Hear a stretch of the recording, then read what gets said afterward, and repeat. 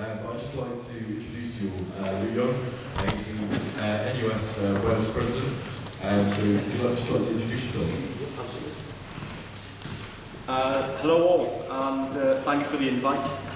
If there's something that I knew about coming to Keele tonight, it was when I had a phone call yesterday, and it was from some of your colleagues in Staff's Uni. They were a bit disappointed that I was going to Keele and not to Staff's. Yet another thing I've lost out on. It's interesting actually because although I travel around a lot of universities, there are some things that are always the same, and I think that's fantastic. For example, at every university I go with, there's an eternal battle between the Student Union President and the Estates Department. I don't know what it is about the Estates Department, but in every institution they embody evil, and we need to stand in solidarity against them at all times. But also there's always, and I hope you don't mind me saying, there is always a welfare officer with an unhealthy obsession with condoms. I'm glad that that's exactly the same here tonight in Keele. Hello, good evening. My name is Lou Young. I'm not going to do a stand-up, but I am here to listen to the debates you have tonight and hopefully to be able to contribute something. As I was introduced, I am the NUS Wales President, and you might think, well, this guy's Welsh. What's he got any business doing here? The truth is, as President of NUS Wales, I have my own little NUS nation that I get to travel around quite a lot on some really dodgy trains and over some really hilly mountains. In truth, it's quite nice to be out of Wales, and it's quite nice to be with such a huge bunch tonight. But I also represent students on the UK level as well, and that's part of the reason I'm here tonight.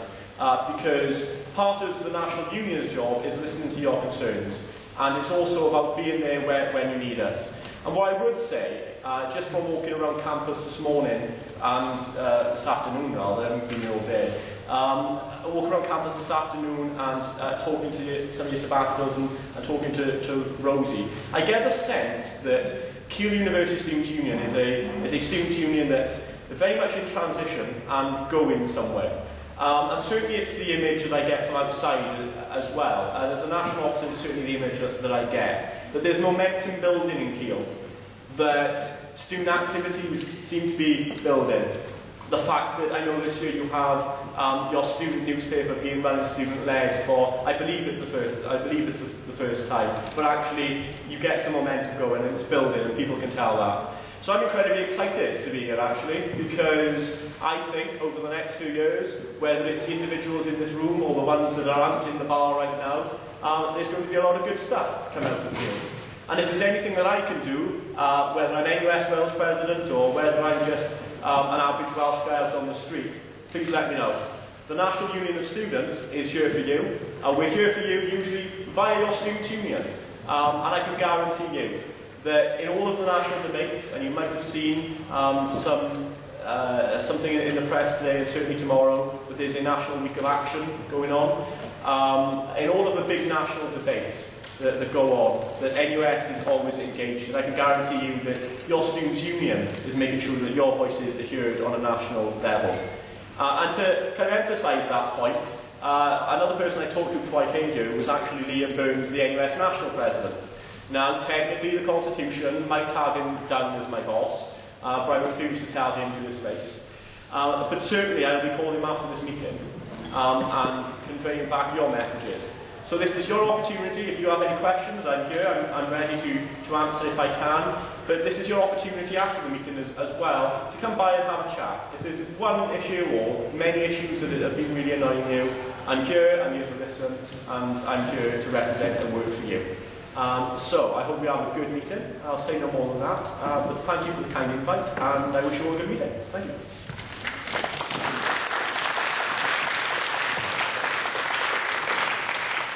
Well, we're now going to move on to question time. So if you have any questions for any of the sabbatical officers, any of the other elected officers, or Luke, raise your hand. We'll start off with Dom. Can we have a roaming mic to Dom? For Rosie, in regards to the ground floor development, I've had quite a lot of third years worrying about graduation and so on, and the concourse obviously development. So I just wanted to know what sort of plans were in place, because I'm graduating this year and I personally don't want to have my photos taken outside the building site. So I just want to know what's going on. Okay, it's something we're actually looking at the moment. What we have secured is that whatever state it's in, it will be tidied up and there won't be any building work happening for the week of graduation. The builders going off-site, so there won't be any builders bumps in your photos. I've requested the latest kind of phasing document for concourse in particular, because that's constantly changing, and I should have that next Tuesday. So once I know that, I can publicise that. We want to tell you something that isn't true at the moment. The way it's moving quite fast. I've been taking photos from the balcony on the top floor of the different kind of like progression and the circle, like gradually building and stuff, and it just seems to be moving a lot faster than I thought it was going to. So I'm ambitious for it. Regarding KUSU, the majority of the open plan area should, fingers crossed, be open, so you should be able to get a coffee and enjoy the glazing. The area that won't be done is the reception area with the current entrance. So if you imagine like walking into a big open plan Union Square with furniture and a nice floor, you'll have somewhere to grab a coffee and catch a gown and that kind of stuff. But other than that, I can't answer in too much detail. Is that okay? Okay. John.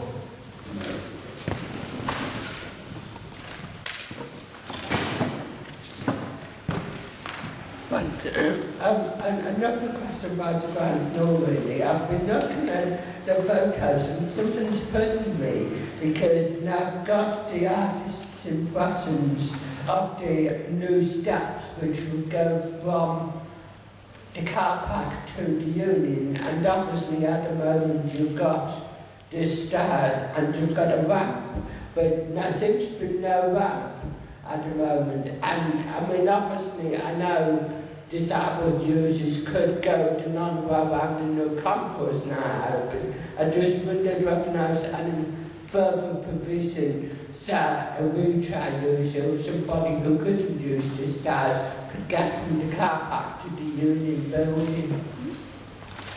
The ramp that we've currently got is kind of dog-leggy, isn't it? And it's got lots of railings around it. They wanted to kind of reduce the need to do kind of like 180-degree turns every 5 yards. You do that all the way down the steps. So they've got kind of a longer, more gradual ramp that kind of takes along the duration of the width of the car park, kind of going alongside the Union building, and then sweeps back round. So it's much smoother and easier. The length of the ramp is probably slightly longer, so in terms of like meters, it's probably bigger, but it will be easier to use because it's obviously not so kind of tight all the way around. And there's an additional entrance into KUSU as well, so you won't have to come down from the bus stop, go all the way along, and then go all the way back to the normal entrance, because there'll be another entrance halfway up. It will be about the area where the current Union Square doors were. Yeah. So it should be a bit easier. Anybody else? Yeah, it's up there. Yeah. Hi, I was just wondering if there's any chance we can get like a ashtray / bin at the bottom of the steps of the library, because there's quite a lot of littering there. Who will ask? Sounds like a good idea. I'm informed by the smoker that there was a smoking area by the library fire exit, so they may not put one right there. But if the butts or the smell as you ascend or descend the library are the issue, then I can take that up as well. Yeah. Okay. Anybody else? Anybody? Okay. Yeah. Just here.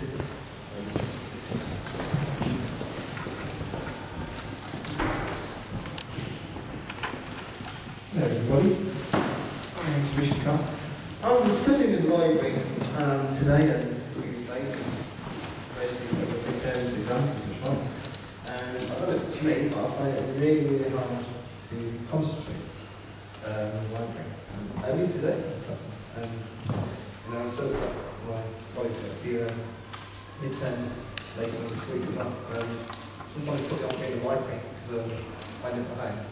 Right home from Lidl, so my only point of study is lighting, so I don't suppose you could try and have some advice on like what the study is. There's a gentleman over here called Sam Hire. We'll probably be able to answer that for you. Yeah, I mean, it's something that has been monitored throughout the year. Believe it or not, it's actually a lot better than it used to be. Paul Reynolds, who's the head librarian, has tried loads and loads of different things to try and get that as quiet as possible.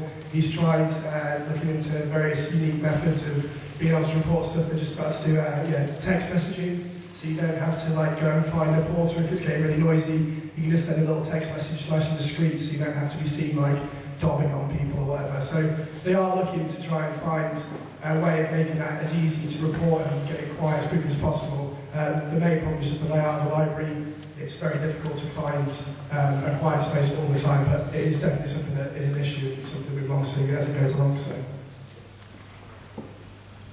Anybody else? Okay, we'll move on to items for discussion. So the first item, well, the only item for discussion is the by-election of student council positions, what dates they are, and an election of the election forum for all those by-elections. So the dates they're meant to be is Monday the 7th of May. The nominations are open, and then close on that Wednesday, which is the 9th of May. The polling then opens on Monday the 21st of May and close on Wednesday the 23rd. This should all be in this book. Is it not? Oh. So, yeah, does anyone have any thoughts on those dates? I know we haven't got them written down for you. Adio. Thanks. My only concern with those dates would be that it falls back in the middle of the exam period. With engagement, actually filling these positions at these elections is already difficult enough. And one thing that I do think worked quite well this year in terms of actually having elections post-September, when we've had particularly like a cohort of first years who are able to and willing to take up some of these roles. I think your main issue isn't filling the positions as quickly as possible.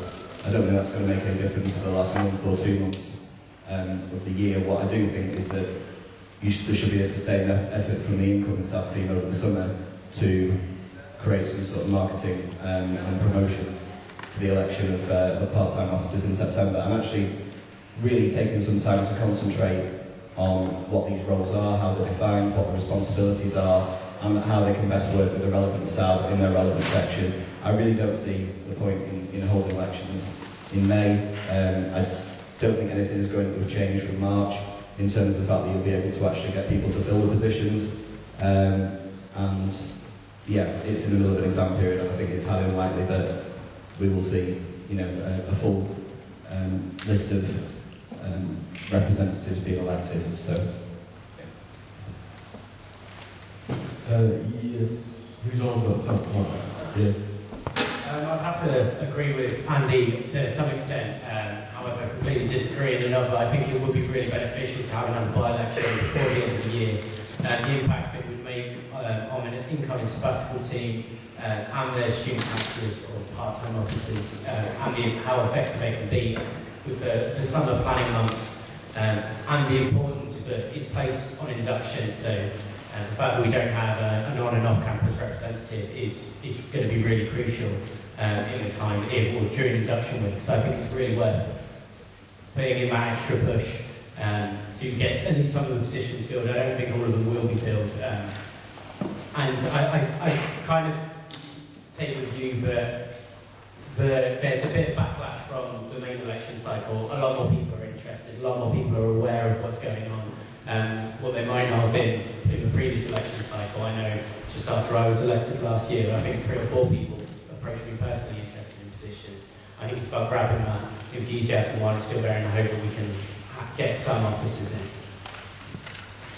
Can I just interject and say that this election is going to take place for the Constitutional Affairs Committee positions anyway, which are these 2 positions. Oh, I mean as well. Yeah, sorry. The Constitution changed last year, so I forgot. So the election's going to take place anyway, so what are your thoughts of including them anyway if we're running an election? Rosie? I don't actually mind either way of when another election, I'll hold off and let the next team take over if we don't. But we've just had election and majority of positions don't get filled. If we run another by-election and a lot of the positions don't get filled, then we go into September open for co-opting. So instead of having an election process in September where you have lots of engaged freshers that are really enthusiastic about doing, making change and being representative, you probably just end up co-opting the nearest person that maybe can do the role. It might not necessarily be the best reflection on skills and what the organisation needs next year. That is what I have to say.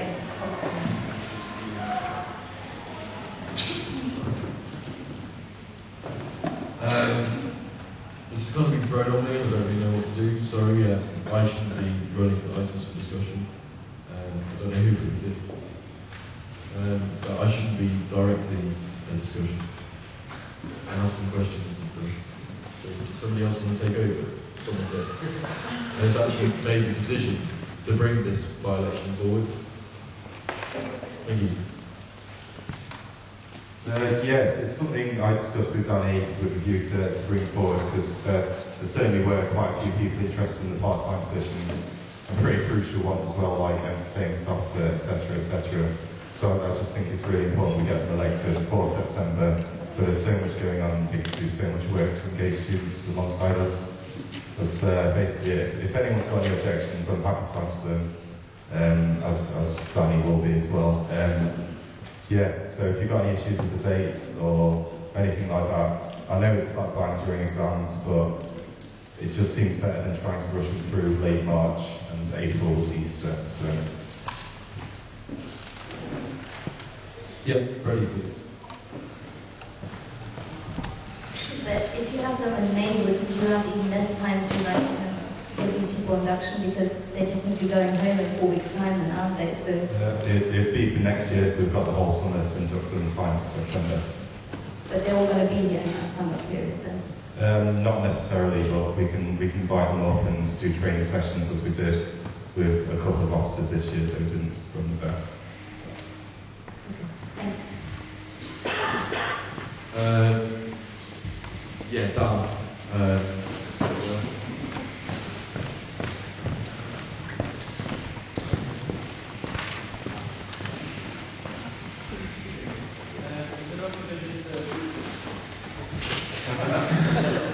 Is there no provision to hold nominations prior to Easter and the election just in 2 weeks after Easter? So the more students here, studying classes, better able to engage in election campaign? Yeah, there's potential for that. I mean, we just went through the dates myself and we thought that would be best. I don't know if it made too much difference if they nominated themselves before or after Easter. I think it's good when it's just concentrated into 2 weeks so we can sort of think about it. By-elections are never as big as the sort of self-elections, so we need to get people engaged as possible in a short amount of time, I think. But if other people have got strong opinions on that, I'm willing to amend it with Danny. Anybody else? Dave, yeah. I believe that the first and second level exams start on the 14th of May. Is that right? So I know by May 7th the third year exam will finish, and obviously they're not going to be ready for position. So would it be better to start things a week earlier so that it can pretty much be ended by the time we're to first level, second levels? Because then you're only going to risk all the third years. Yeah, I wish I had the dates in front of me so I could comment. I wrote it quite a few days ago and they're not written down here. I know 30 is definitely finished by May 7th because I'm going to drink now.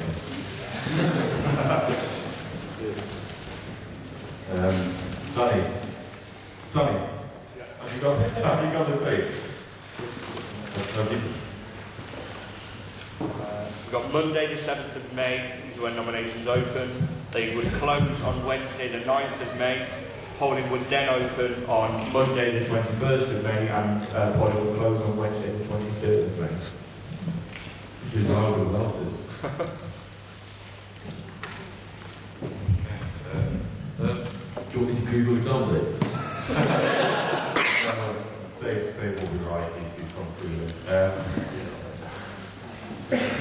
You just give me a second to talk to Danny, so we recognise, yeah? Don't put yourself to 30 seconds. Yeah, so myself and Danny took Dave's suggestions and thought they were a good idea. So the amended dates would be nominations opening on the 30th of April, closing on the 2nd of May, and then polling would be from the 14th to the 16th of May. How are people thinking about that? Excited? To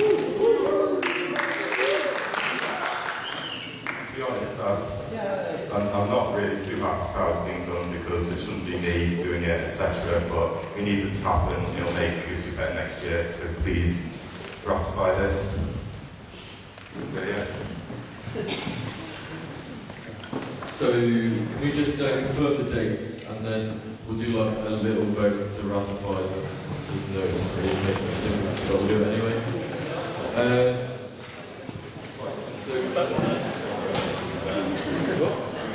Yeah, I can do whatever I want. I am speaking about. Okay. So just to reiterate the dates again, Chris asked me to. It's Monday the 30th of April. Nominations open. They close on Wednesday the 2nd of May, and then polling's from the 14th of May, which is a Monday, I believe, to the 16th of May. So, yeah, raise your hand up if you want to ratify those dates.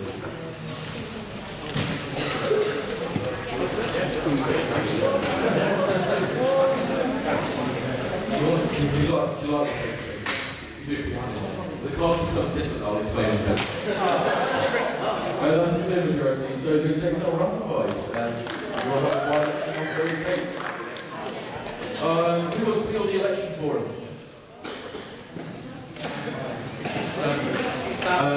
Right, Alex, Joel,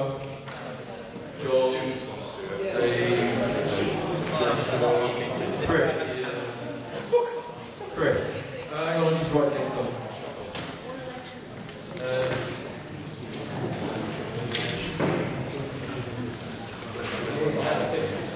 Okay, so the names I've got are Alex Chow, John Morris, Dave Plant, Jacob Tyler, Ian Friedman, Andy Owen, and Tom Craven. Was there anyone else? Please keep taking me off the list if there's another volunteer. Certainly. Are you adding yourself to the list? I can read the question. Chris? Sorry. I must have confused you with Ian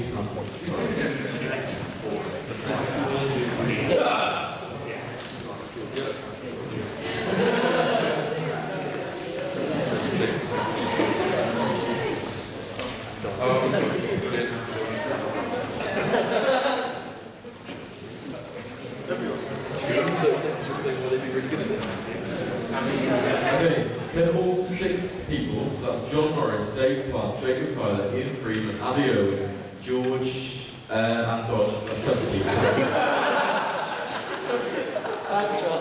Sorry, can you come to the front, please? Sorry?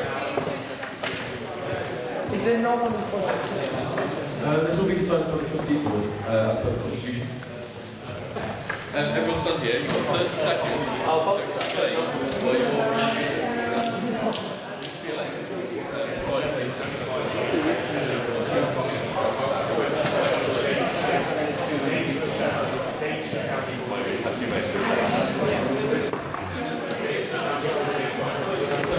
everyone, election forum is John Morris, Jacob Tyler, Ian Friedman, George Blake, and Dodge.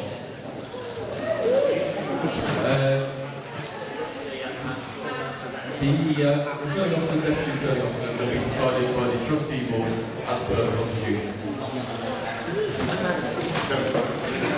We're now going to move on to the motion for the election timetable. The election timetable motion. So could the proposer come to the front, please?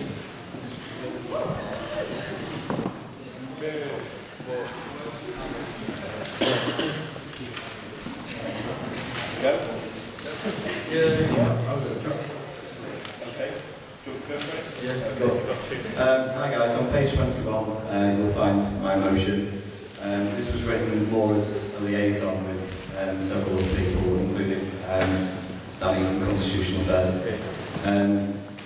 My sort of role in this is more as an election candidate and frustrated observer for a few years in terms of election timetables and various things which I think we could probably do slightly better than we do at the moment. The main point of this motion is that we would move nominations forward. They're currently in week 3. Week 3? Nominations open in week 3? Probably. Okay. Well, nominations currently open in week 3, and under this motion we propose nominations would open on Wednesday of week 1. This would presumably give people more time to put themselves forward and to consider whether they feel that they'd be right for one of the roles. And it would also go part of the way, certainly on the whole way, to encouraging the people administrating the elections and the SABs to be able to market these elections earlier to a wider audience quicker, sort of from December, which would be ideal. If we were able to do that, we would also have to have a parallel set of parallel timetable for action from the SABs and from Elections Forum. But my motion would also allow Elections Forum to be elected a little bit earlier. I'm more kind of interested to hear how people respond to the motion if you've read through it, so that's really all I've got to say. I don't know if Alex wants to add anything. Yeah, it would also allow for colour printing, which would make things a lot more exciting, and I'm sure candidates would be happy with that. And yeah, I think it's better all round. We're happy to hear other suggestions today if people think it's better to move from one way or the other. But I think pretty much anything will be an improvement on the last one.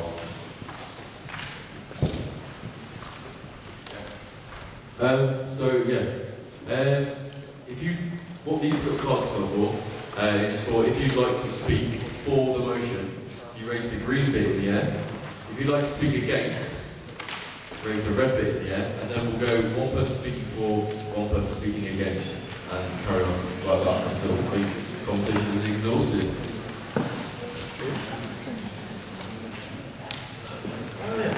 So Luke, the NUS Wales president, is just going to stand up and give a bit of explanation about it all and what it means.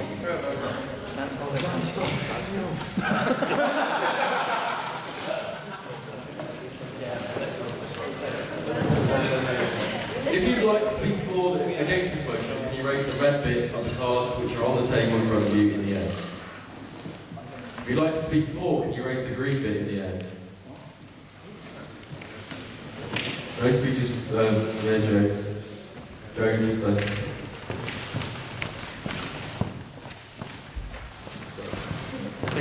think publicity in colour is an amazing idea and a progressive step forward.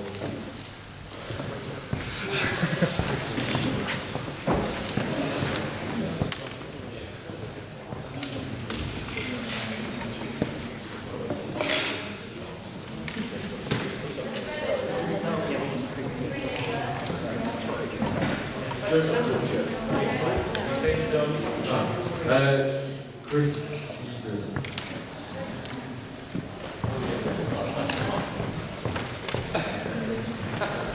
Hi guys.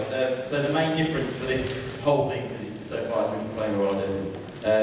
So nominations will open on, so people you could argue that people are more likely to wait to the right very end and say, I want to run. But the problem with that normally is that people haven't got time to do their publicity because you've got one night to do the publicity. Whereas now they can have a minimum of 3 or 4 days now. But that's the major benefit in terms of the whole thing. Yeah, that's the major benefit. Instead of having that 1 day to hand in all publicity, if you decide at the last minute you've got those 3 or 4 days, which is the major benefit from this whole change. Brilliant. Ben, did you want to speak?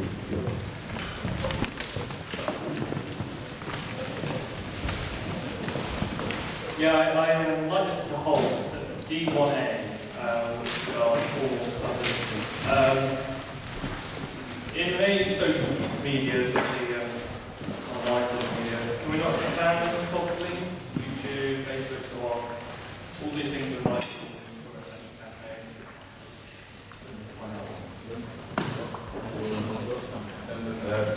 It's defining rules and regs. It's certainly something we looked at in the election review meeting, how we police it. All forms of social media, you're completely right, they're an integral part of the election, but I think they're not putting this sort of overarching document because they are ever changing. I mean, if you look at the timeline feature on Facebook, it's just been introduced, that kind of thing. That's things like that happening with all elements of social media all the time. So that's been the rules and regs document, which is made by the returning officer, the deputy returning officer. So it's much more fluid, so you don't have to go through one of these meetings for it to be passed. But really take your point. Anybody else? Yeah, we'll vote. Simon, I'll ask you to take your position, please. So, Dave. Mark, start at the door, please.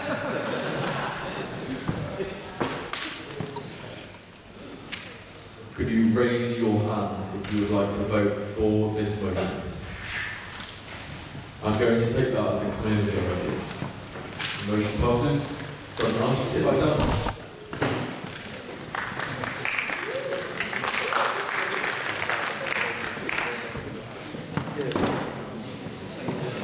So now we move on to motion 2, we'll vote for all. Malik, can you take a stand, please?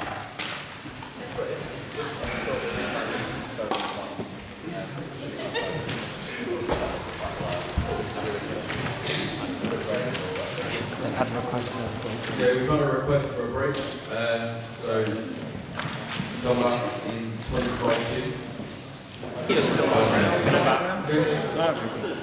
We don't keep First, can I just point out a mistake? Points, is it A6, F6 and F4 are not supposed to be on this. This is only for the ones that are in self-definition.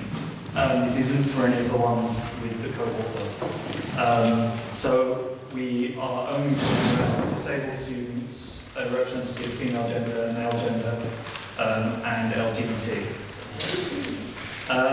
Right. I have 2 points basically. The first one is the lesser one, which is this can't be enforced. There is no way to know that the people who are self-defining are in the group. I have heard that the numbers seem to match up, but from talking to people in LGBT and outside, especially for the LGBT one, they don't. I know people who have voted. So firstly, we have a rule which can be broken and there's no way to enforce. So I think that if there's a rule that can be broken and you can't enforce it, you shouldn't have the rule. Secondly, I think that these representatives specifically deal with issues that affect us all. And when they are, with LGBT minority groups, they will need majority backing for a lot of their campaigning. The rights of lots of minorities are not going to get through without the majority. We're going into a period now where we're having the gay marriage debate in this country, and without a load of stuffy white straight men, it's not going to get through. And I think that it should be the same here. We should all care about these issues, and one way of caring is to allow us to vote for people who may or may not submit manifestos. We had an LGBT officer who didn't, and I think it matters that. You've got 10 seconds left. I think it matters that anyone should be able to, vote based on that. Thank you. Peter, did you want to say anything? It's getting close. Alright, well that forfeits his right to second it. So we're now going to move on to Luke Young, who has come to explain this to us from his point of view. Hello all again. I just wanted to briefly contribute my thoughts on this entire issue actually. Particularly around the point of self-definition with the groups that are listed, so disabled students, female gender, male gender, LGBT.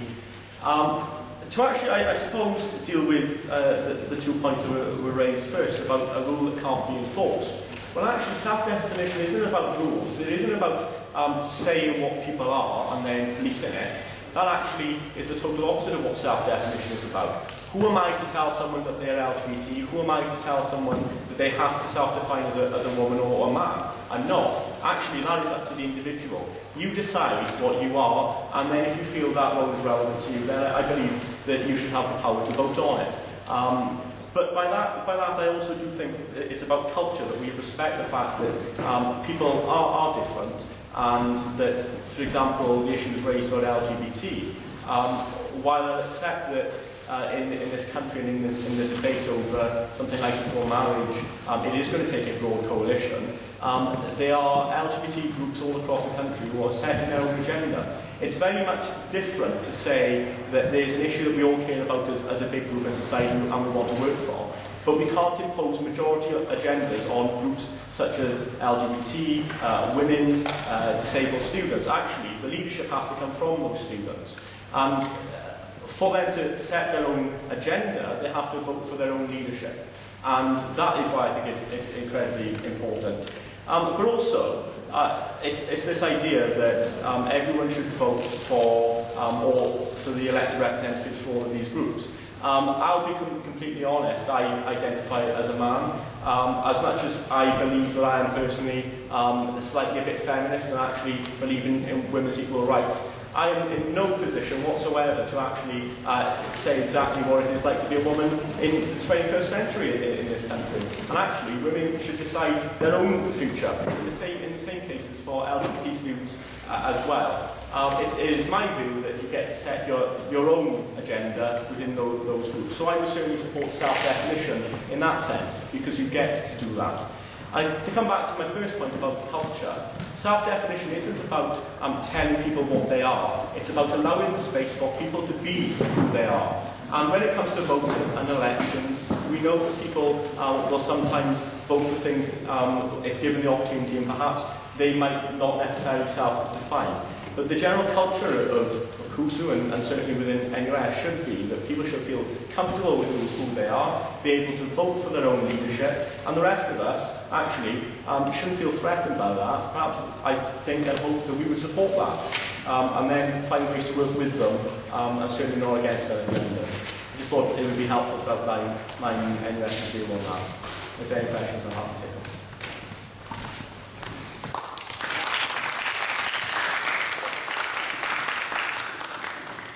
Last year, when these changes were made, Cooper has been very strong views on this. She was VP Education and Welfare. She sent a statement via Ali Bird about what her thoughts are. So Ali is now going to read that statement. Hi, it's on my phone, so I want us to hear and do so I can read it properly. This is from Nikki. As the person who put forward the reforms, I wanted to provide a statement on why the change to Student Council was necessary. Over my 5 years at Keele, I was always involved in Union Committee and Student Council and saw over the years how these two bodies developed and changed until eventually they were in need of some form of reform. Originally, Student Council consisted of 50 councillors who represented different constituencies at Keele.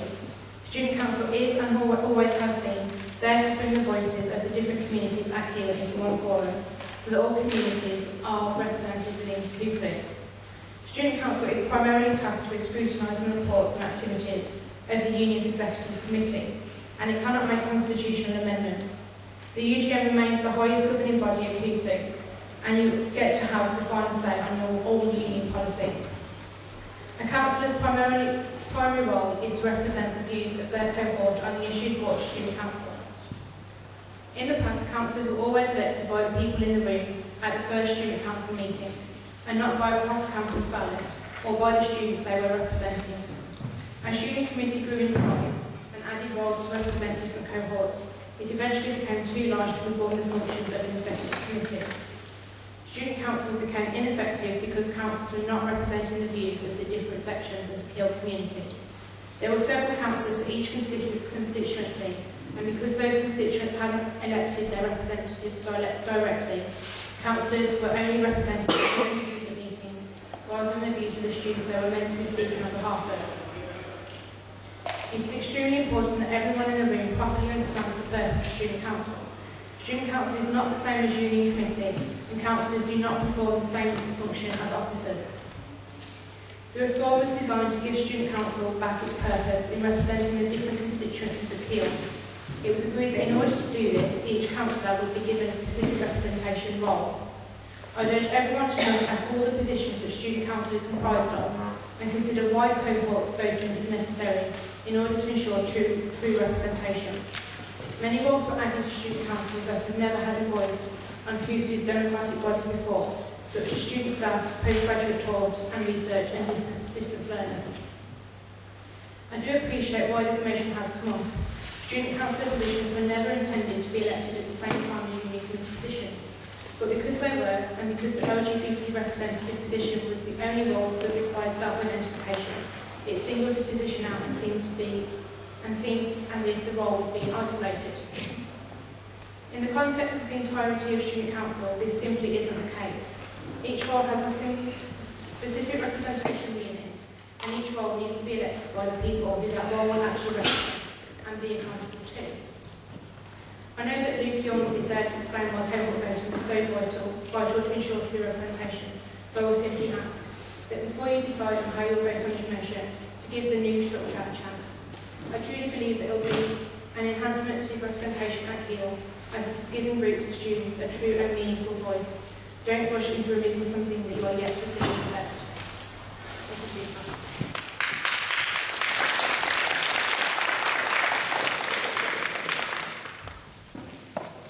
Right, so we've heard 4 arguments from Matt and then 2 against arguments. So can I hear some 4, please, in the interest of balance?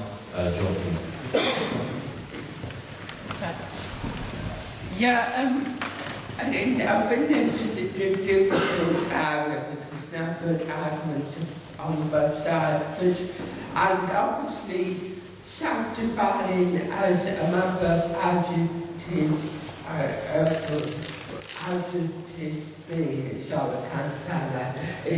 is obviously easier, but now the disabled student role, I mean personally I need additional support now from academic study and stuff, so tactically this, the disabled, the disability role representative is not something I would be interested in, but if I was asked to take a box just I was disabled, I would feel uncomfortable because disability covers such a big area, and just because you don't class yourself as a disabled person, it doesn't mean the issues don't affect you. So I think on balance, that just because you're not a disabled person or you're not a guy, not a member of Argentina, sorry, but I think you should still have a say on who represents it because the issues still do matter to you. And I think in some perverse ways it reinforces separation of groups when really you want to be united. Thank you.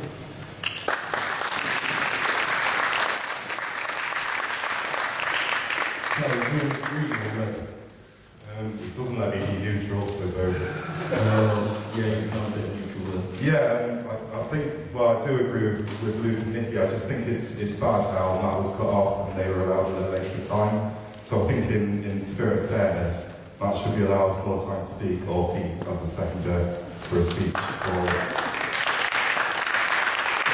Matt's put his card up, so he will be able to speak.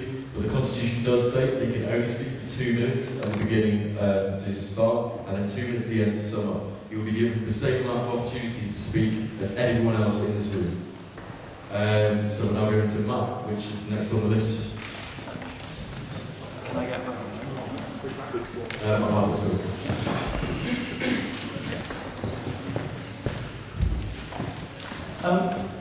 There's a couple of reasons I want to put this in. I count in 2 of them, male, gender and LGBT.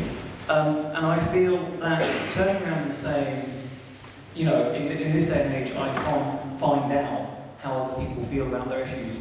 Turns around and says, I don't believe people can be empathetic. I don't believe that they care enough about issues, that if they want to vote, if they care enough to vote, they're not going to find out. And being a man in the 21st century doesn't mean I don't have opinions on women, but if I really care enough to vote, and I'm a human being who has empathy, I will try and find out what I can, and when presented with manifestos, I will vote the way I think. The other thing about disability is, there's ways of being disabled, such as falling down a flight of stairs and breaking a leg, where at one point I was, at one point I wasn't. And so before breaking my leg, I have no say. After breaking my leg, I have a say. But the person that I couldn't vote for is now representing me. That doesn't make sense. Again, people can run for these positions without being any of these things, and then can't vote for themselves, which also doesn't make sense. I know that, I'm not coming from this from the sort of, oh my God, I'm scared. I'm coming from this from the point of view of we're all people, we're all, we should be doing more things that get us together rather than things that, separate us. And I think that's part of what John was saying. Thank you, Cal, but I'm okay. And yeah, I know some people are shaking their heads, but this is one of the reasons I brought it here. We can talk about it now. Thank you.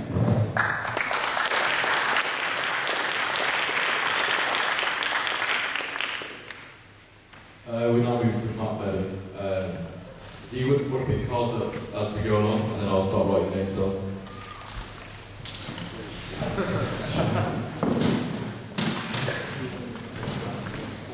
I'm going to stand up for this one because I care about this motion a lot. I am the majority. I'm a white, middle-class, straight male who identifies himself as completely able-bodied, but then again I'm a welfare officer. And I've had a very interesting conversation with Andy Hartley about I represent all these different E&D zones effectively, but I am effectively the majority. I think these issues are really, really important. I really care about LGBT rights. I really care about disabled access on the ground floor. I really care about sort of what a mature student might face in their battle with university, because these students that have outlined in this motion are really important, and to me they are the most important representatives that sit on our student council. Students might face important issues in their faculty, or if they're, sorry to pick on concourse, but if they're concourse chief editor, but the E&D zone are the most important to me, but I do not believe on any level that I, as the majority, should shape a policy that affects them. Yes, I can emphasise completely with an LGBT student. I know that they face oppression on a day-to-day basis because of the sexuality that they identify with, but I shouldn't shape that policy. I'm not battling those issues, okay? And to point out another thing, self-definition is the best way of going about this. If you self-define, I think, although I take your points completely, John, sometimes it is difficult to self-define, but there's no other better way of doing it.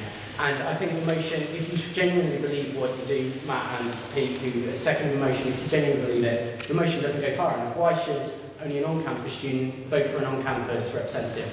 I lived on campus once, why can't I vote for it anymore? I've got a few friends in the health faculty, why can't I vote in the health faculty? I think if you really believe this motion, you should go even further. I am the majority, and I'm against this motion. It's so good that we do this. I can see how people think it could be exclusionary, but we need to appreciate that these groups are different from people in order to unite the groups together.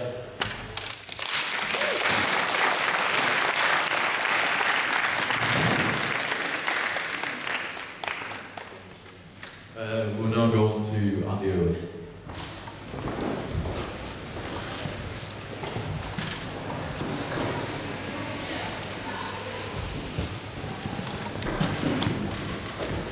First off, I agree with Matt that if those of us who support this motion, which I do, it doesn't go far enough, and you're absolutely right.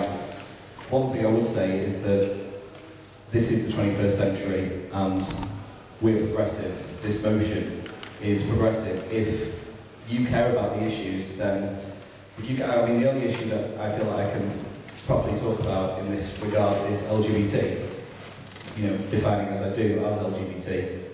I feel that if you care about LGBT issues, then you're on board with me, and let's do this together, and let's vote together, because we're supposed to be being progressive, and we're supposed to be moving forward. And that's why this motion is so good, is because anybody who cares enough about the issues, for as far as I'm concerned, they're able to vote on them, and they're able to make the change, and they're able to make it so as we won't be defined as an other group, we'll be defined as a group who is just part, we are just people. LGBT doesn't define me. It's not all that I am. I'm many more things than an LGBT student, which is why I fully support this motion, and I think it's very progressive, and I think that it gets people on board with us, and to not do this is simply exclusionary. It segregates us, disabled students, and other groups, and well done, Matt.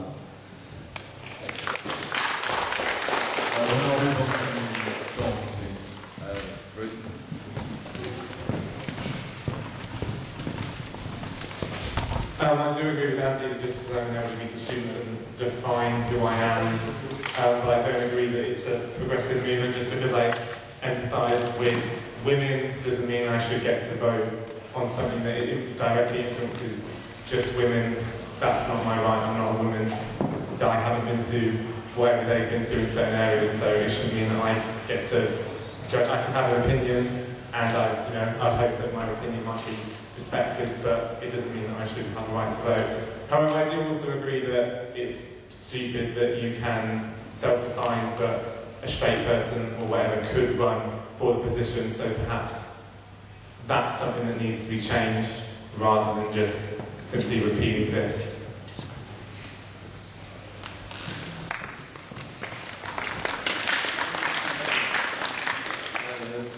I've got a list for you, so you'll be going with this. Sorry. Brilliant. We'll now move to James Lever.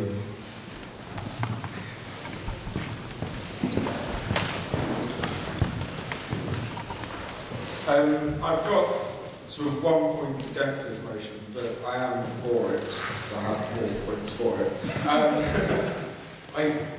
Listening to what Nikki has said,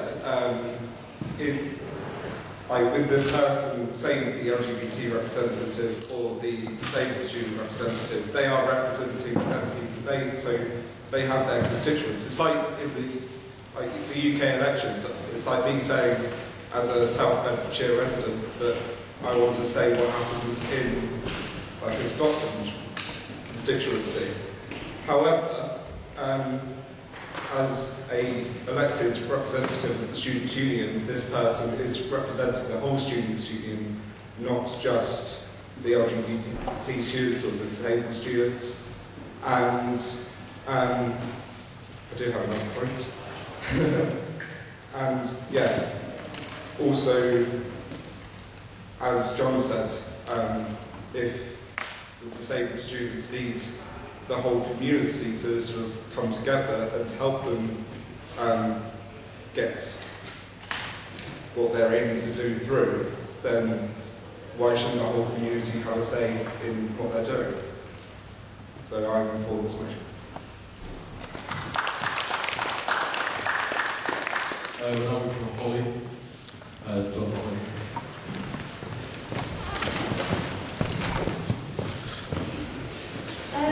I guess I kind of wanted to address the point that's going around about this point about people being empathetic with movements with LGBT students and students and disabled students and the like.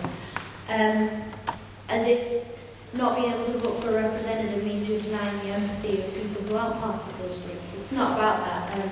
Women's representatives, LGBT representatives are there to represent, well, it seems kind of obvious, but to represent the needs of those students based on what they know of and what people voting for them know of. So it's not to say that because you can't vote for LGBT because you're not LGBT that you don't care. It's that you can still act for those people in other ways and still be on board with that movement and still be part of that movement. It's not about splitting us up, it's about appreciating that if you're not LGBT, if you don't define as LGBT, that you don't appreciate what it's like to live that life, to have those issues, and that's really, I guess,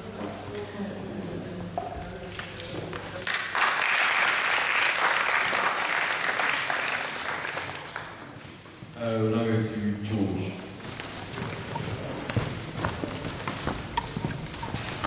Well, this is kind of several good arguments for and against the motion. I think James took up on the key idea that these aren't just LGBT representatives. They sit on our student council and they vote on issues that affect all of us. And while they clearly do have a mandate to do things for their individual portfolios, they are student representatives. And if we deny them that, if they're not representatives of all students, then they're effectively working against what is best for all students. And to suggest that students don't care about this is unreasonable. I know Matt said that I think we had 1,000 students roughly vote in the LGBT election, and that roughly matched the number of LGBT students.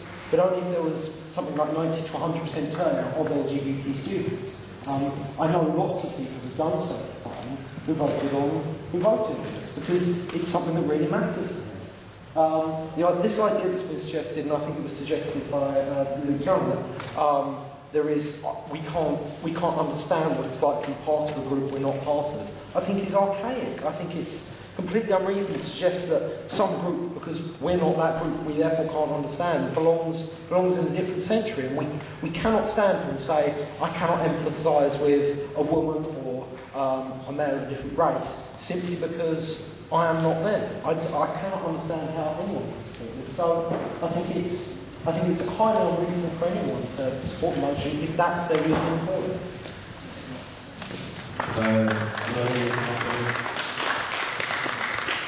Just to add a point of clarity, all these representatives don't represent the whole student demographic, they represent their demographic, so if they were elected by a cross-campus ballot, they would still only represent LGBT students on the student council.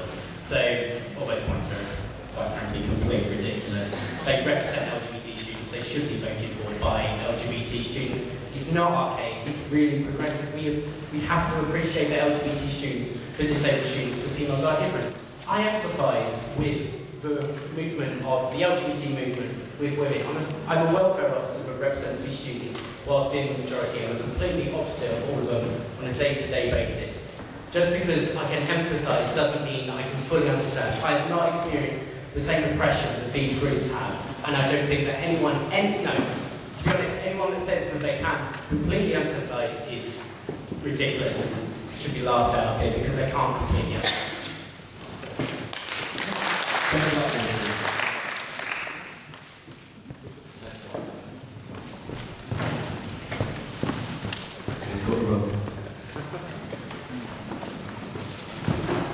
Thank you.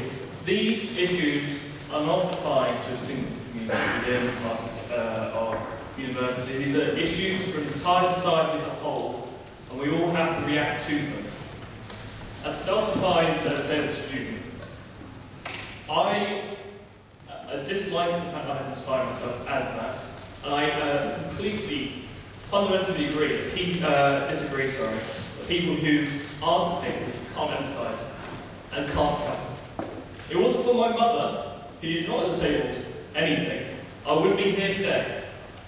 It's things like this. We need to actually work together to actually find the fundamental reasons why these issues are here and make sure that everyone's educated on these reasons, rather than excluding certain issues with certain groups. We should have everything out in the open, everything to be voted upon as one singularity, and only that way will we get true cultural progression. Thank you.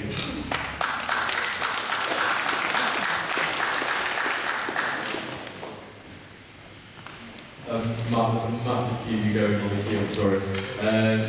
So we're now going to go to Malik. Is this something?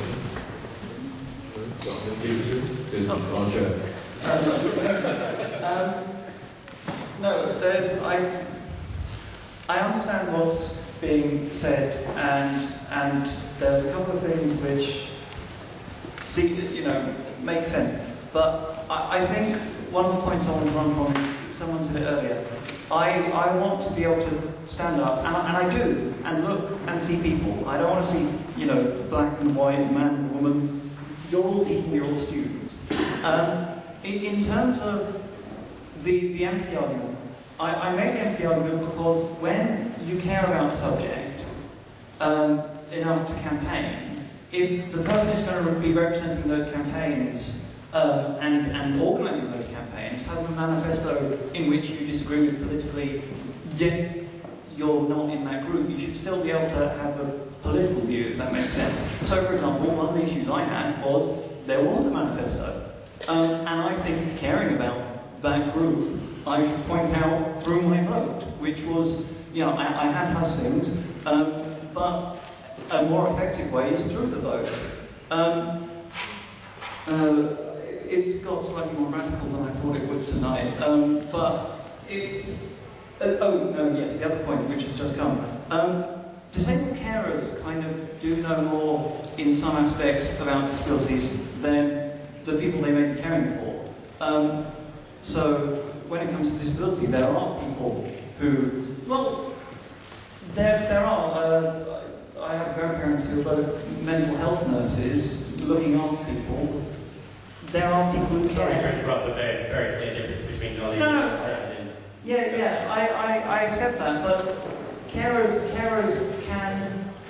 can be more, you know, knowledgeable about the issue, and they wouldn't be disabled people themselves. It is a difficult issue to talk about, and I accept there's a long way behind it, and I'm glad, but yeah, I'm for the motion. I put it in. We're now going to go to Rosie, I believe.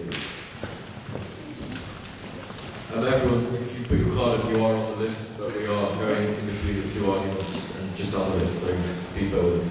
Rosie.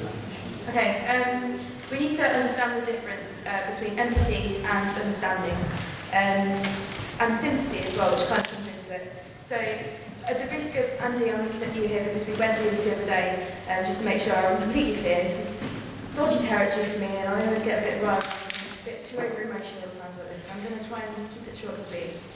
You can understand the issues of a particular demographic. I, as a non-disabled, well, an able-bodied person, can understand some of the things that may be problematic or maybe real serious issues for people within the disabled community. I can't empathise, I can't say I know what it's like. I can say I have sympathy because I understand the issues and that must be tough, but I can't say I know that it's tough. And it's that difference and the relationship between ownership and leadership that's really, really important, and that's what we're debating. And you can't really have ownership over that movement or that kind of liberation direction unless you have some ownership over it. And the only way to have ownership is to only have self-definition, to have self-definition as the way you proceed through election. Yeah, I get that you can understand the issues and that everyone can understand. Is someone making faces in front of me? No, okay. Just forcing a corner of my eye. Maybe it was just Chris's face. Can I get some order, please? I'd like to retract that. I retract it very low. But the point I'm making is, right, lots of people care about LGBT issues. You know, the equal marriage campaign is really prominent at the moment, and it's fantastic that we have a community that, regardless of our sexual orientation, is committed to that cause. Similarly, I'm sure all our parents are really, really concerned about the welfare of students. Should they be allowed to elect sabbatical officers? Of course they should. Students should elect sabbatical officers. Students at the institution that they are at should elect the sabbatical officers at their institution. It's exactly the same principle. I mean, can you really imagine, I don't know, your average health student cohort really understanding the issues of trying to get anything productive out of Spire? I really don't think that that's something that could happen realistically in this society. So it's about the difference between empathy, understanding and sympathy, and it's about using ownership to have leadership. That's what I think this is about.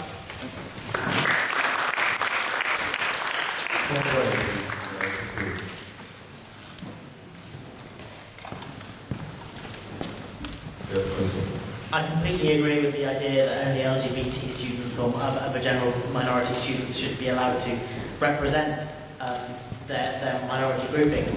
But at the same time, in this particular system, these student representatives don't just represent the groups that they represent. Sure, they vote on issues that affect their cohorts, but at the same time they also vote on issues which don't affect their cohorts individually, but in fact affect the entire student body. So really, they're representing a minority in a group where the majority wasn't allowed to vote for them. So I don't really see how that's kind of democratic or fair. Not better. Just to come back on that point, I wasn't going to say anything, but to come, all my points had already been said. But to come back on that point directly, those people are representing those cohorts. The decisions for those student council, irrelevant of what that individual's sexual orientation is or what faculty is, they are representing that cohort, whoever they're elected by. They are voting on that issue for that cohort. Now, of course, it would be unrepresentative if only the LGBT representative voted on a particular issue in whatever system, but then a meeting would be core and it wouldn't happen at all. The issues that a couple of people have pointed out there just wouldn't happen, because if these individuals are doing their job responsibly as they've been elected to do, they're electing that demographic, irrelevant of my opinion or Matt's opposing opinion. They are elected to represent that demographic and that demographic's view on that particular issue within student council. Joe Turner, please. You good up? Okay. Using my degree, looking at feminism and colonialism, you find that in order for a culture to flourish and create its own identity and start creating knowledge for itself, the only way to do that is to sort of say, let those people represent themselves. You find that any dominant culture, having representatives within these minorities, influence them in some way. So the question I'd ask is, what would happen if the representatives within this minority culture from the dominant one, their voice is greater than the minority representatives within that minority culture?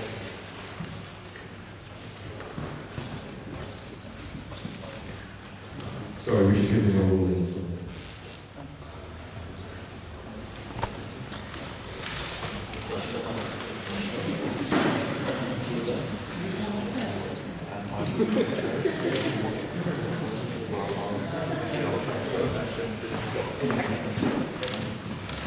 Right, sorry, we'll go back. Joe, I'm really sorry, I don't know your name, but the lady sat next to Dodge. Can you say your name for the minutes, please, when you get the microphone?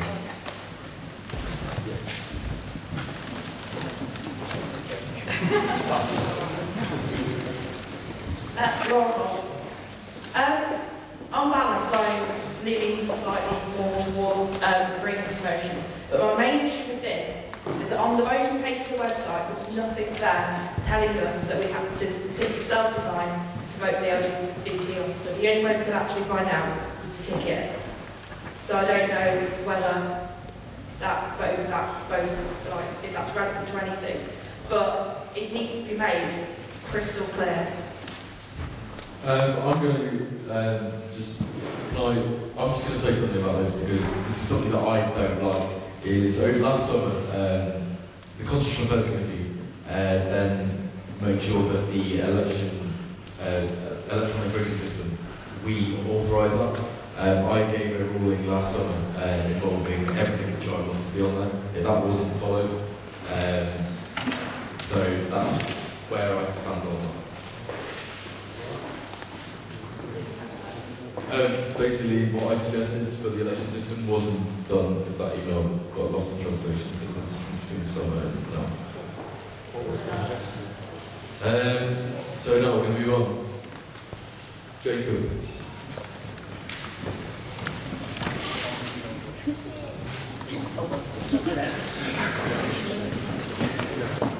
Hi, I'm Jacob Tyler. I'm a teacher resident.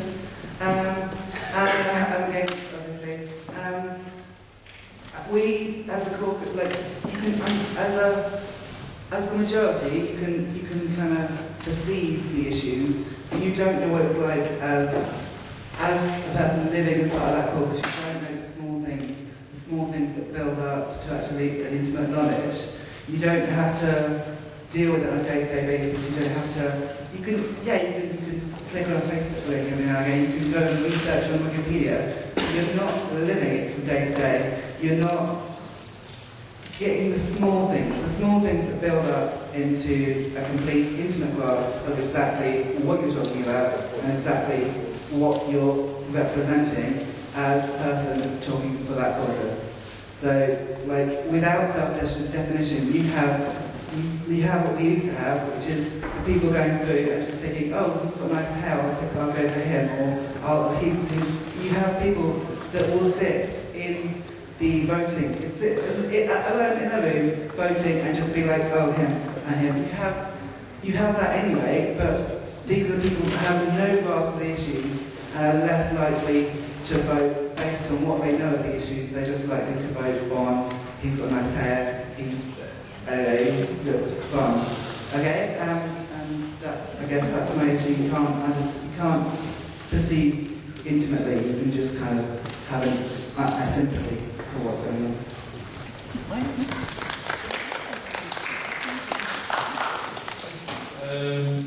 Would anyone like to speak against? Yeah, Holly. Sorry, Paul. We'll go to Peter Collison, because you seconded the motion. The cordiality of this issue, there are a lot of valid points, although I don't agree with the opposition. I think there are a lot of valid points, but they are the same points being circulated throughout the minutes. The agenda is 20 minutes. Fantastic. Okay, basically what we're going to do is just, if everyone can listen, what we're going to do is have a vote of whether you want to carry on or not. So, stand up if you want to carry on. Okay, we're going to have to calm this, I'm sorry. Hands up high in the air. There's enough people to work. Yes, if the majority, we will carry on. Peter.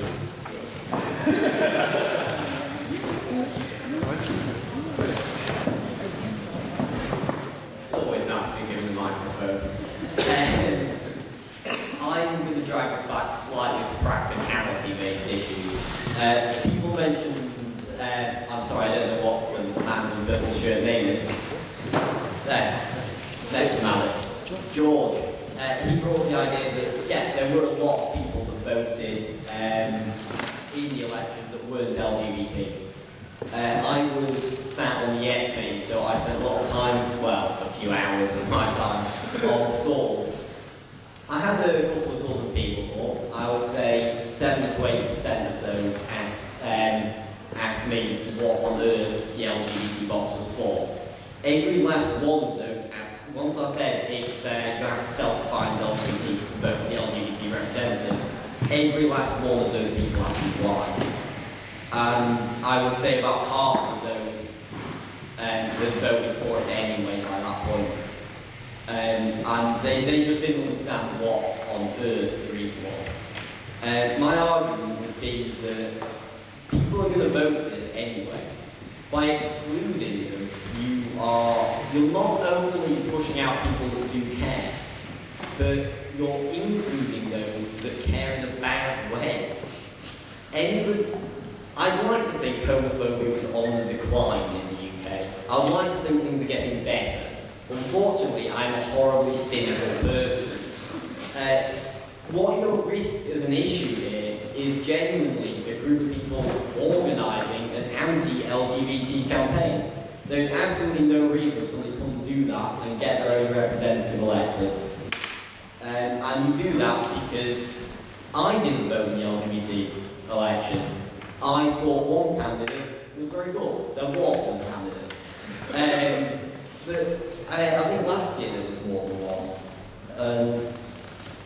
If I thought one candidate was genuinely better than another, if I looked at two candidates and went, that one's really homophobic, I would love to be able to get rid of him. But I genuinely thought that this is what the Constitution says, this is how it's been decided overall, and I'll respect that position for now. I'll get it changed because I think it should be changed.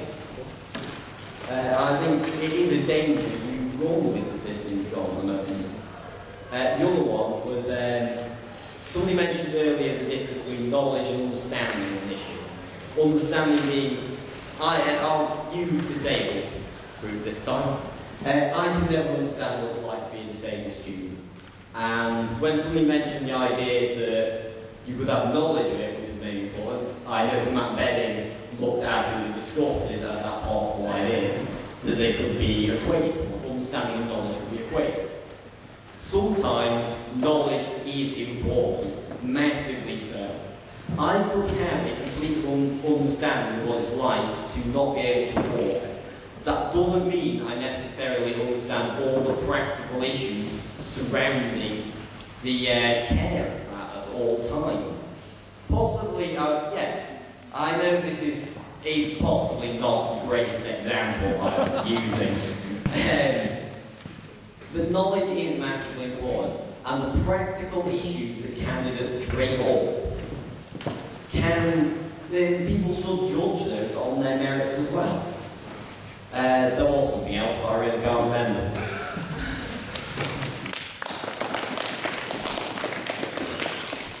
If I could come back on that, as I was explicitly mentioned, of course you can talk about knowledge and understanding. Just to clarify what I said, yeah, knowledge is really important. And I have knowledge of LGBT issues, but again, it doesn't mean that I have understanding of the full issues. Okay, just to clarify what I said. Andy Irwin.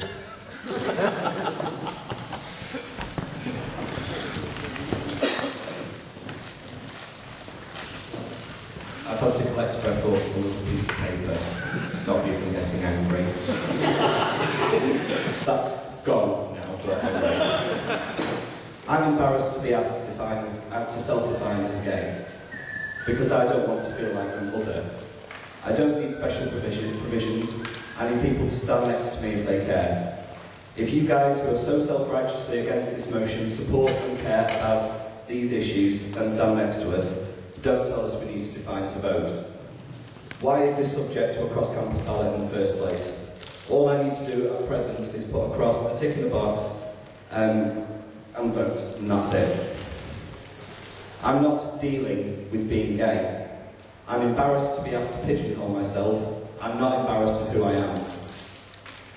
And was there some anti-LGBT conspiracy at the last election that I'm not aware of? Because all you had to do to hijack the vote as a homophobe was tick a box and vote.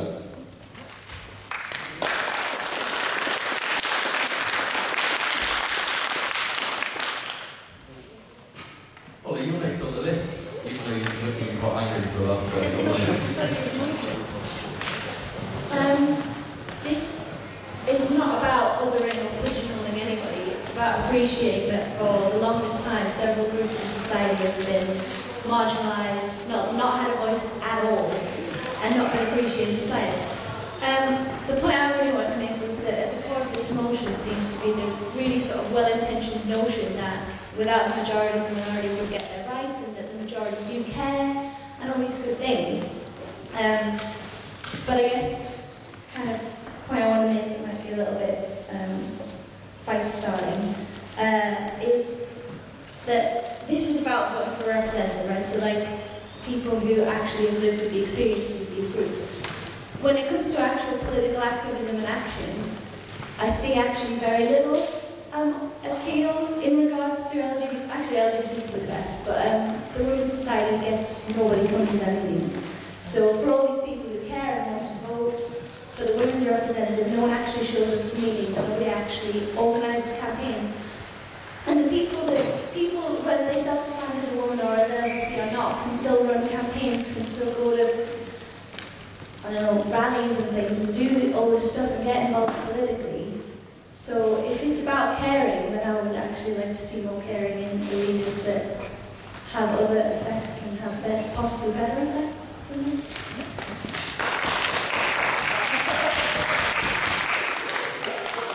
we go to Nick Taylor now, please? Guys, don't bother putting your cards up now because I'm going to go after this. After these that I've got on the list. I kind of haven't made up my mind, but there's a number of things that I'm kind of confused about. So if I were to speak to someone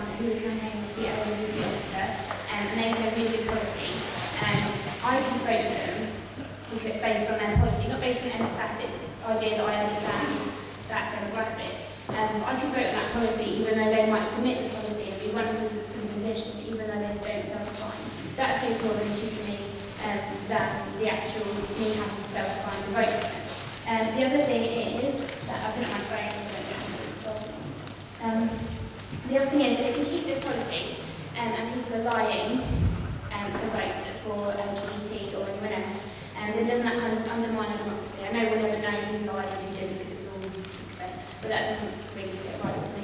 The other thing is if we take it away from the emotive, it's like LGBT, disabled, female, gender, if I'm voting for an on-campus representative who has a good policy, I might be off campus, so I self-define as off campus, so therefore can't vote for on campus. But next year, when I'm on campus, that will totally affect me. And the same with other ones like Athletic Union or I'm looking at this list here, postgraduate tour, that might affect me in a couple of years' time if I don't pass through.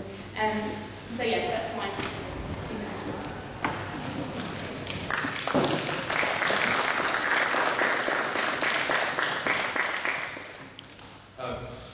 Paul at the back, please.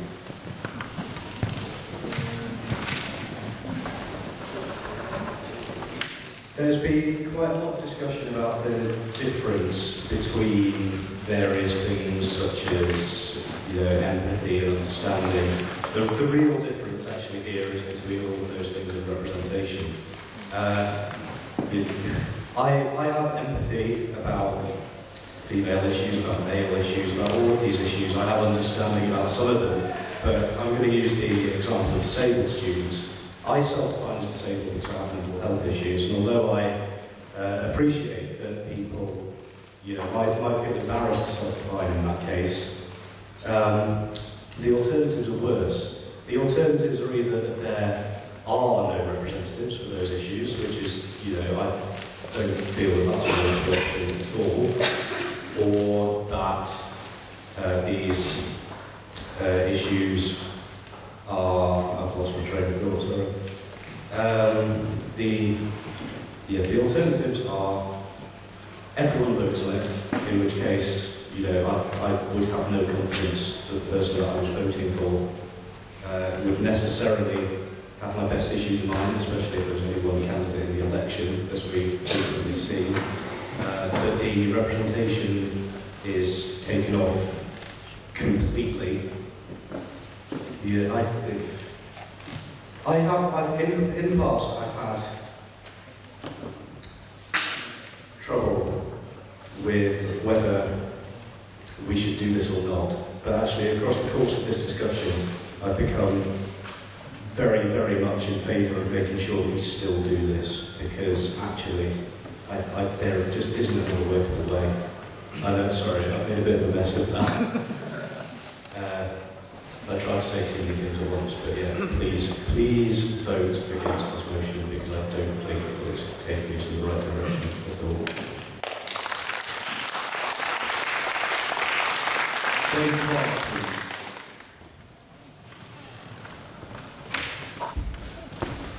Okay, I'm going to keep this relatively short. Like Matt, I self-identify as a non-LGBT straight man who has no understanding of the issues that these groups face. Although I am actually entirely for this motion, I kind of have the exact opposite view of Pete. Because some of my closest friends are bisexual, some of them are gay, and I do feel that I have a fairly good knowledge of how issues affect these guys. The difference is, in general, I would not vote in their elections. I'd love the opportunity to vote, and I think that I would be able to put in a valid viewpoint. But I think you'll find that the vast majority of students will go, that this is the LGBT representative, I'm going to use that as an example. As I don't have as much as I was normally doing speaking. This is the LGBT representative.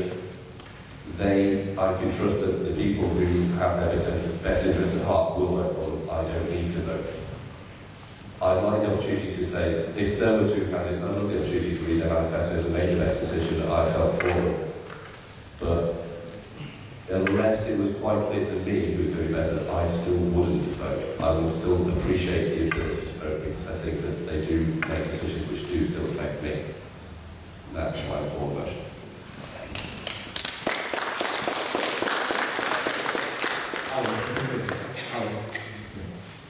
Danny Walker is standing down as Constitutional Affairs Secretary for 2 minutes while he speaks against his motion.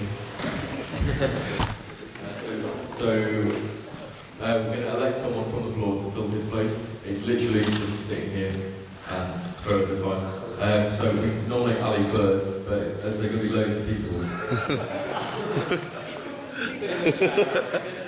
Who wants to just sit here for 2 minutes?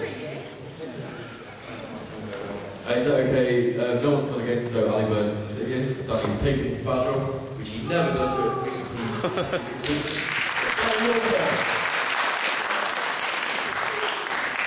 I simply wanted to make a point about representation, which is that our liberation officers represent that certain cohort.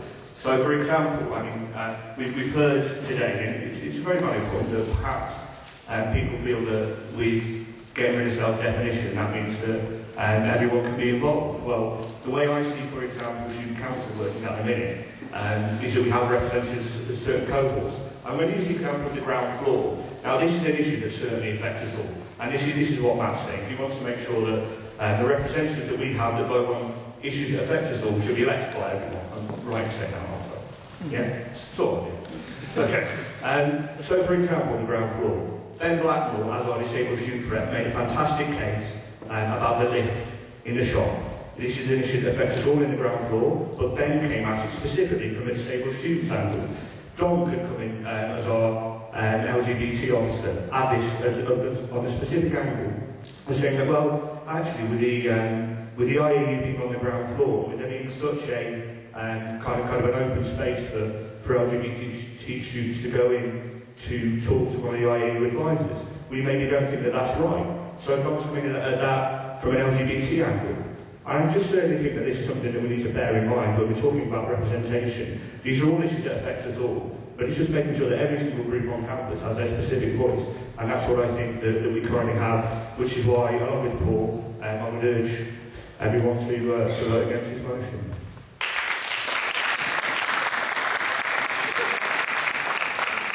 Ali Bird will stay in this seat until this motion has been finalised. So we're now going to Tom Craig. Where is he? Over there.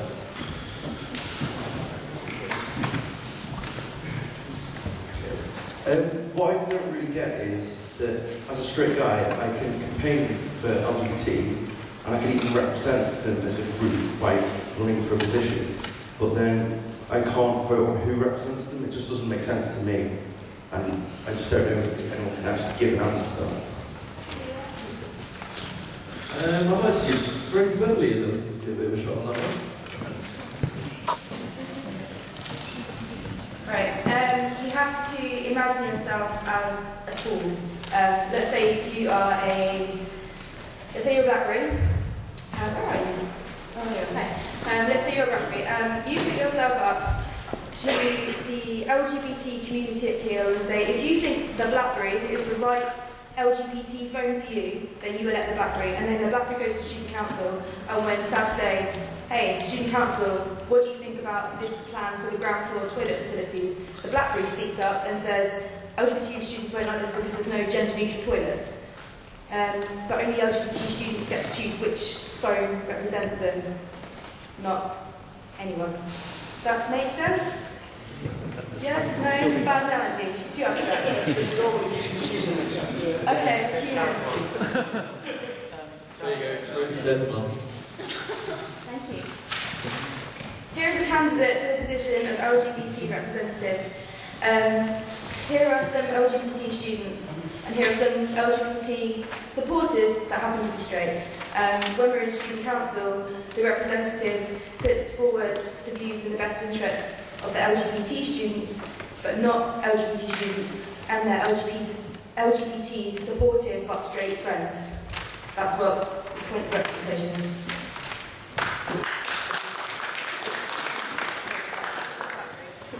Dom, did you still... You're on this age, you're listening so long. Do you want to be your turn?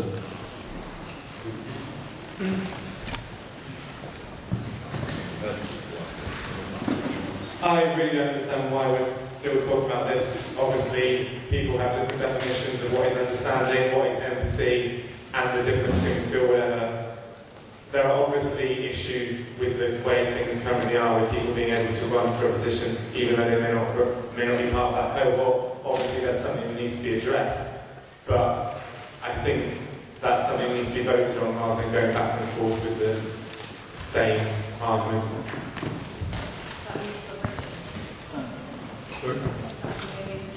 Yeah, we were going to do that anyway. I'm going to let Matt have a couple of minutes to summarise if you'd like to. Is this the 2 minutes? Yeah.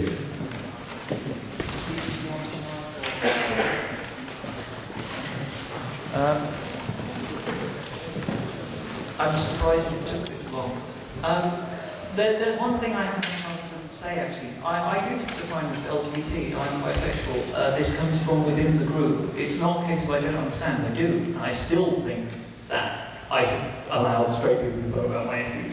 So when you turn around and say, I'm going to vote against this, obviously, it's not so obviously.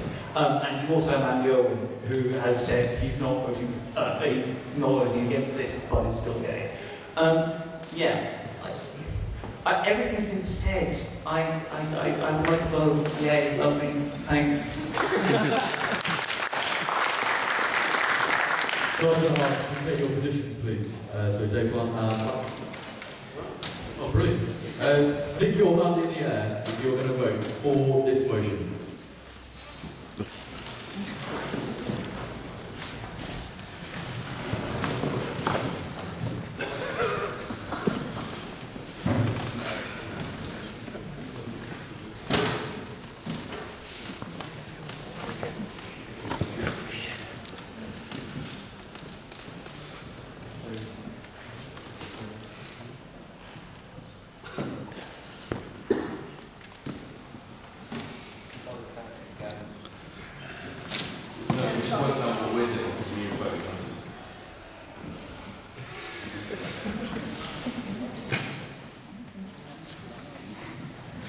If you're against the motion, you can raise your hand, please.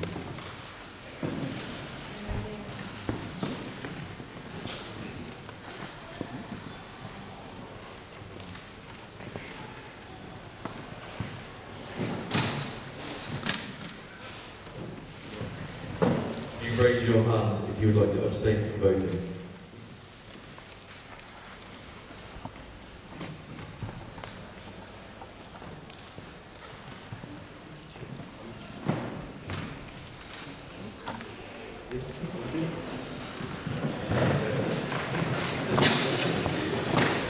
The voting is as follows. There are 21 votes for, 22 against and 6 abstentions. The motion fails.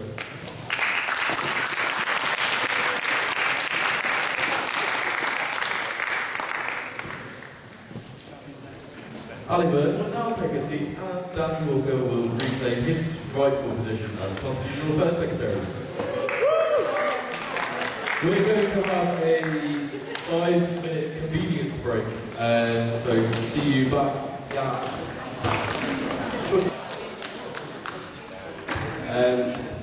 For what I'm about to do, I apologise, and I hope you'll forgive a much older man than his years his self-indulgence on this. In the last debate, I spent an hour and a half trying to argue for progression. And I'm now about to stand up and present to you a motion which is so anti-progression, it's hideous. What I propose is that I'm about to withdraw this motion. If this last hour and a half has convinced me of anything, it's that we need to debate all things. In 2 years' time, all of you who have stood up and spoke against the last motion will realise is that you will wonder why you ever stood against that motion, because you'll realise that we are part of a progressive society and that the UK is a beacon for the rest of the world on these issues. I'm going to withdraw this motion because it will leave you with a policy which is basically a dog's dinner that we left you with in November. And I apologise for that, and it's made me see this quite clearly. So again, I apologise for this grandstanding. It will leave you with a policy which is not only unfair, and effectively makes those who supported it collaborative, fascist, anti-fascist. And yeah, I mean, this isn't me being bitter about the last motion, this is me actually genuinely changing my mind quite quickly. What I would urge somebody in the next UGM to do is to raise a motion to abolish this no platform policy, because we don't need one. What we actually need is debate constructively about these issues. If anybody still wants to stand up and take my place for this motion, they're absolutely more than welcome to. What I will say is that I'll be in the bar if anyone wants to come and have a drink with me, because I think I'm done with the evening, but I would encourage anybody to submit a motion to abolish the no platform policy altogether, and if you make a good argument for it, I will support you in May. Thank you very much.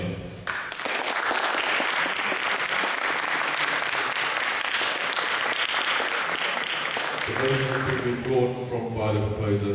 This motion will not be heard. There were no emergency motions submitted. Still want to do this? Danny is now going to talk to you about the Constitutional Review Committee. This is clearly more riveting, I'm sure. We've had this committee technically set up for quite a while now.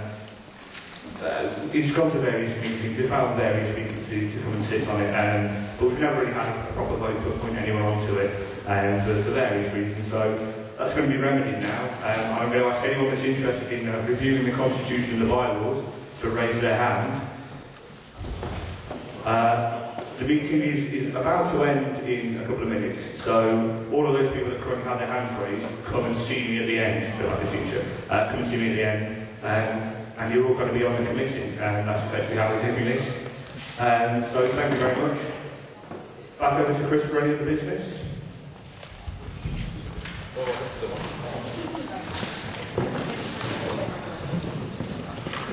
I wrote with any of this or something else.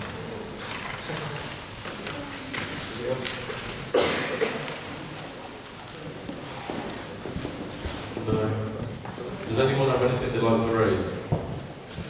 The society's race was like 95% of the attendance here today, so thank you guys.